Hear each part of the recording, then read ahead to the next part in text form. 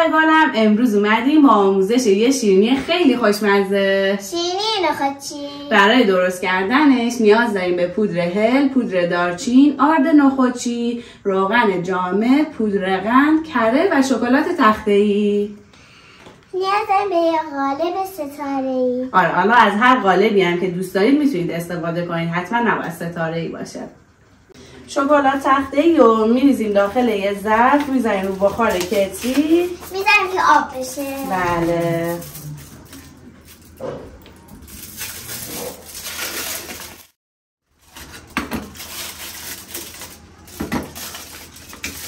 چون شکلات در حال آب شدنه.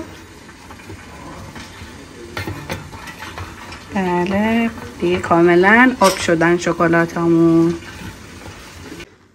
شکلات های آب شده رو به اندازه نصف قالب داخل هر کدومشون میریزیم.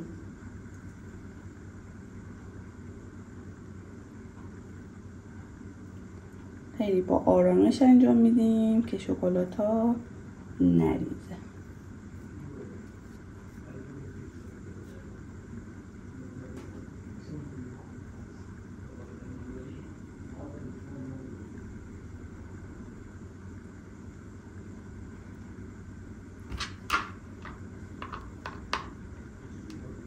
شکلات ها رو به همون صورت که بهتون نشون دادم داخل قالب ریختم. حالا یه نیم ساعتی داخل یخچال میذارم تا یک مقدار ببنده.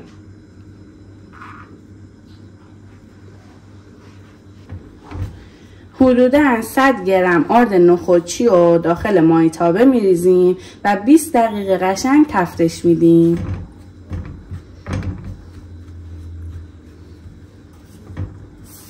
شعله رو باید خیلی کم بذارید که آرد نسوزه.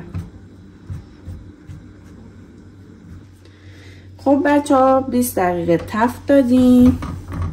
حالا شعله رو خاموش میکنیم. داخل همین مایتابه الک میکنیم آرد رو.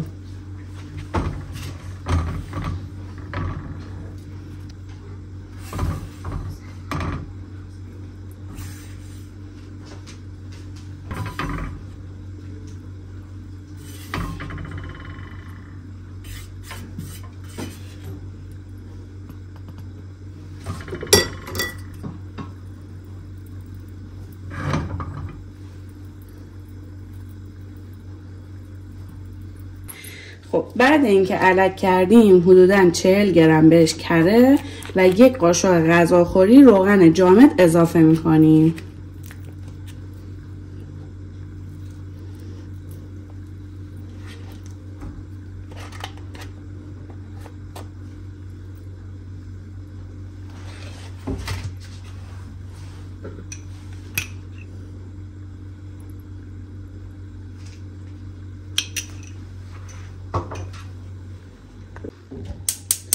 شعله گاز رو روشن میکنیم و با هم مخلوطش میکنیم و بهش زمان میدیم تا قشنگ خودشو بگیره.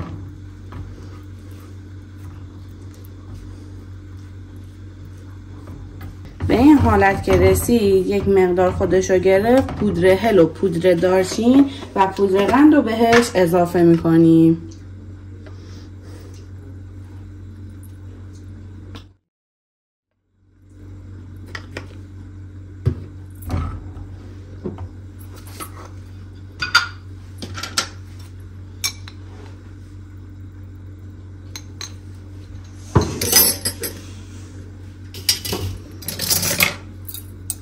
حدوداً 2 قاشق بهش پودر قند اضافه میکنیم.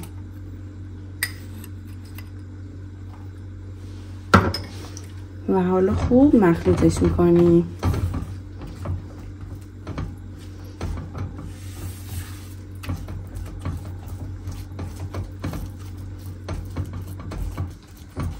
چون گرما داره پودر قند قشنگ آب میشه و مخلوط میشه، نیازی به الک کردن دیگه نداره. مواد رو که مخلوط کردیم روی شکلاتایی که از قبل داخل قالب ریختیم و گذاشته بودیم یخچال میریزیم.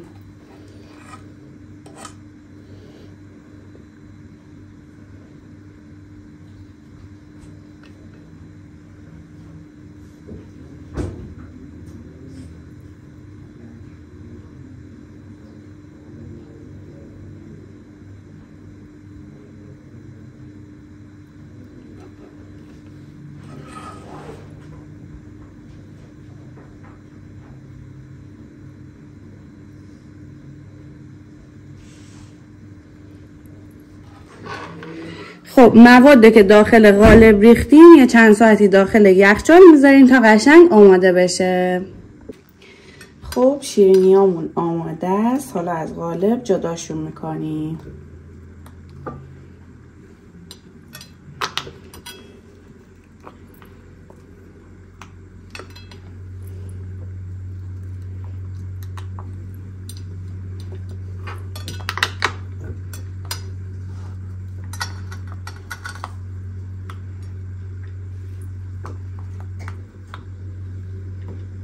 خب اینم از آموزش شیرینی نخودچی که دیانا خانم میخواد تستش کنه.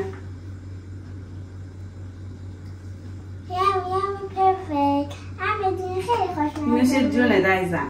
امیدوارم از این آموزش لذتشو برده باشی. لایک، کامنت، سابسکرایب کردید. نه آموزش های خدا نگهدار. خدا نگهدار.